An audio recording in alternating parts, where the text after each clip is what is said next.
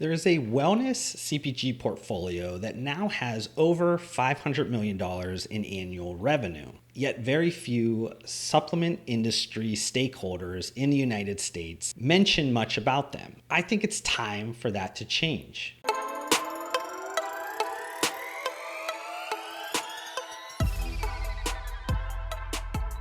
That wellness or well-being CPG portfolio and much more is the Hut Group, which is a digital-first global consumer and technology group powered by a unique proprietary end-to-end e-commerce technology and operating ecosystem. And the reason why many Americans likely don't pay much attention or even recognize the name The Hut Group is because it's based in Manchester, UK.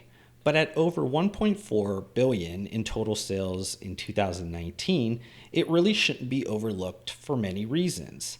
This video will focus on the wellness, or sometimes they call it the well-being portion of the portfolio of the Hut Group, and mostly around the MyProtein brand and its recently formed sub-brands. Additionally, I'll be taking a look, kind of a broader look at why the Hut Group is a very special company and explain why every country's supplement industry stakeholders should be paying attention to its every movement. And to do that, I think it's probably best for me to start at the top and kind of go down from there. What makes the Hut Group special is that proprietary end-to-end e-commerce technology and operating ecosystem, which they call Ingenuity. And they break this up into four kind of categories. First one being technology. This is basically everything that is custom on its online experience and is built for their unique needs. Then you have the operational side. Things to mention here, they have 14 warehouses globally.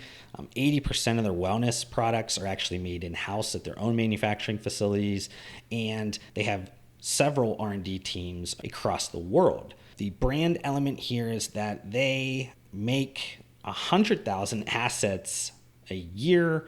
They have hundreds of creative staff members.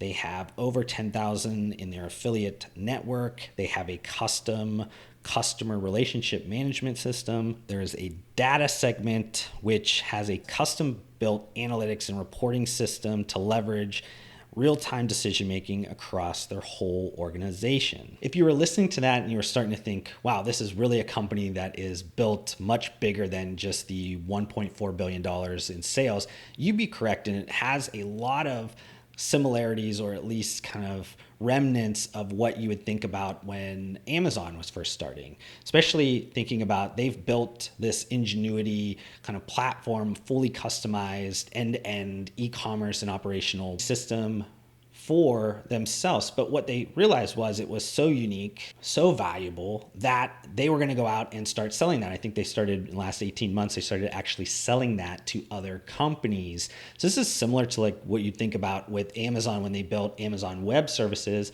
or a number of other products that they've created for internal use, but then monetized as kind of white labeling for the rest of the market.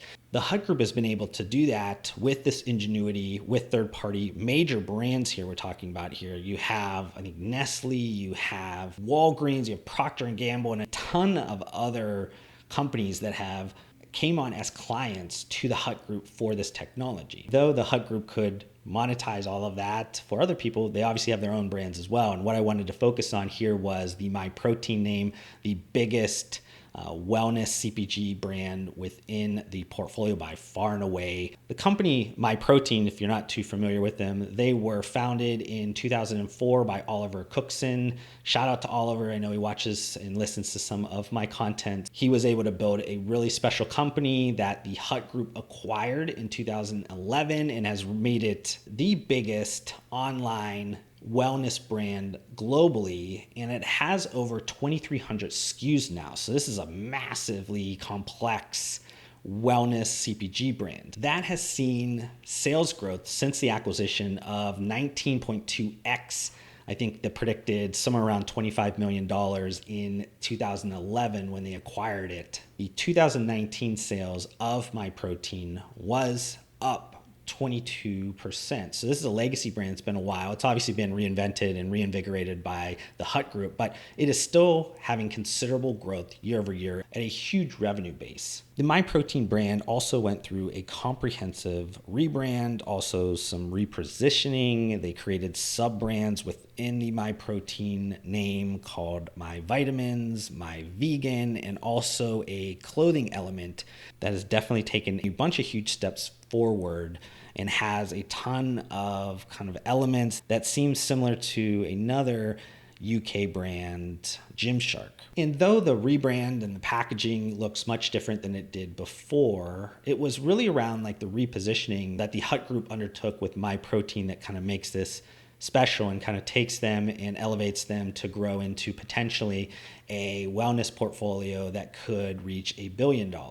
They were known as just kind of that sports nutrition brand, MyProtein. They now are focused on attacking adjacent kind of wellness categories, ones that they are able to speak to specifically with their own marketing, their own product development, and make sure that they get the right attention and not being kind of thrown into a big, large sports nutrition portfolio. You need to be able to speak directly to those vitamins, minerals, and supplements buyer that is much different than a sports nutrition buyer. So this My Vitamins did see growth of 81% year over year in 2019.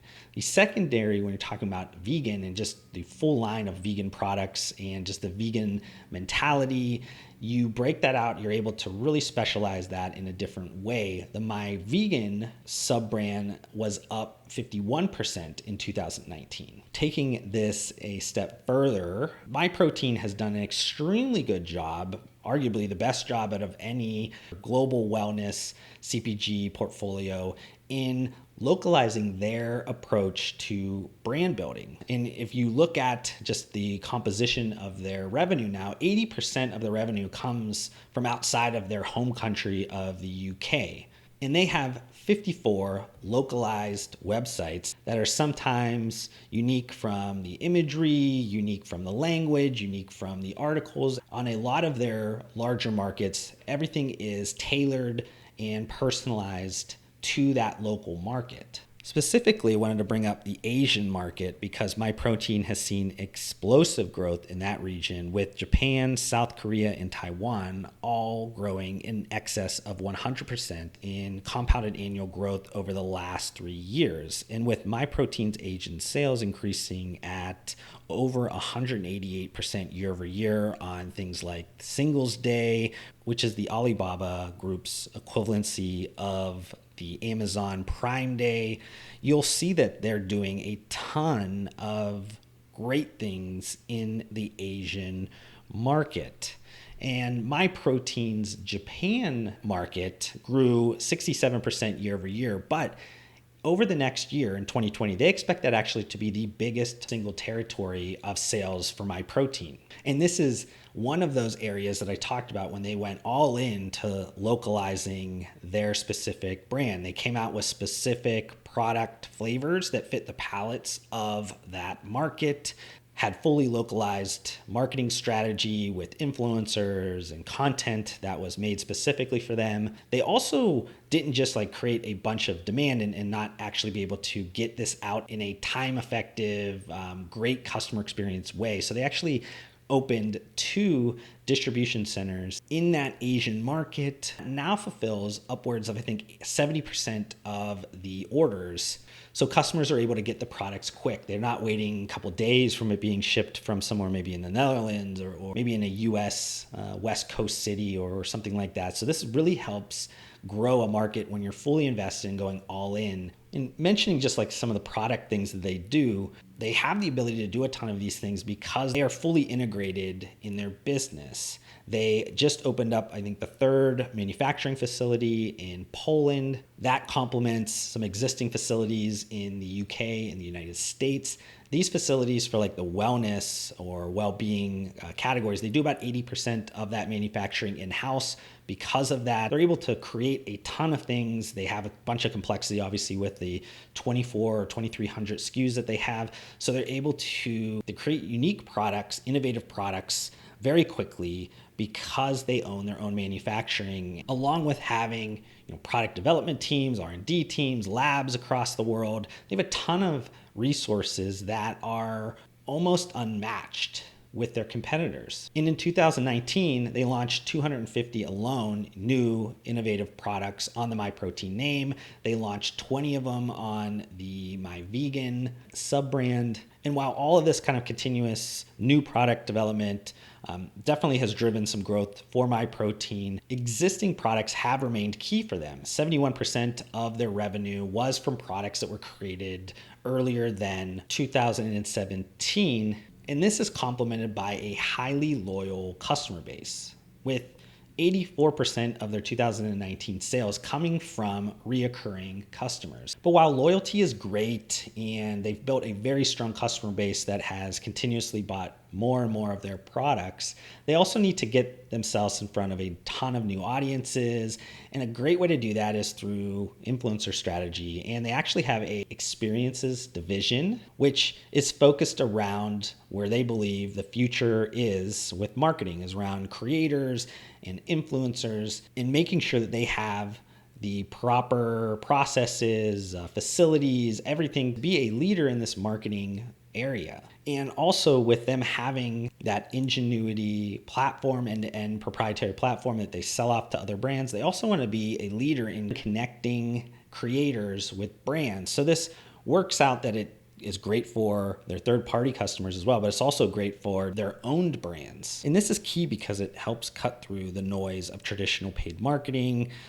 Those costs have been going up for a long period of time. A lot of people are becoming pretty keen to that at this point. Because of that, you need to be able to cut through the noise, and content is king. But when you can connect content with commerce, you are honestly the biggest, baddest dude in all of the direct-to-consumer world. So a unique thing that the Hut Group did do is that they acquired a luxury boutique hotel group that owns 2 properties. And basically those are going to be utilized to create a luxury event space that's fully customized, which then can create an opportunity for visually impactful social media influencer campaigns using the Hut Group's partnership network of over 4,500 creators. This also gives them the ability to have a place where you can start to deploy some of these influencers in a physical way. Invite your best fans, your most unique contest winners, things like that, to a place where then they can create a fully immersive experience for the brand. Also to have the influencers do the same thing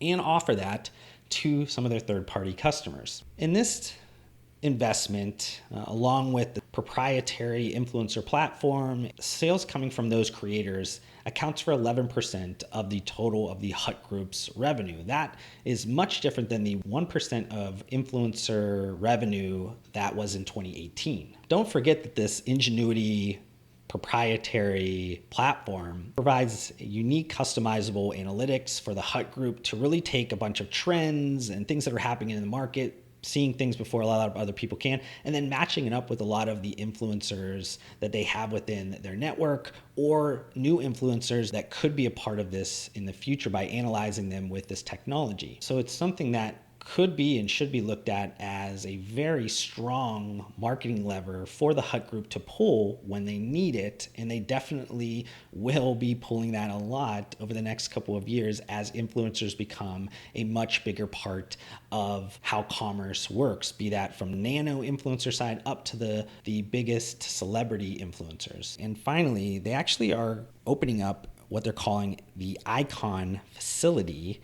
And this is to combine the 2017 acquisition and integration of a content studio that they bought, Hangar 7. So they're building a 300,000 square foot studio and office building that will house 2,000 employees focused on video production, photography, and this will be used across all of the Hut Group's digital offerings.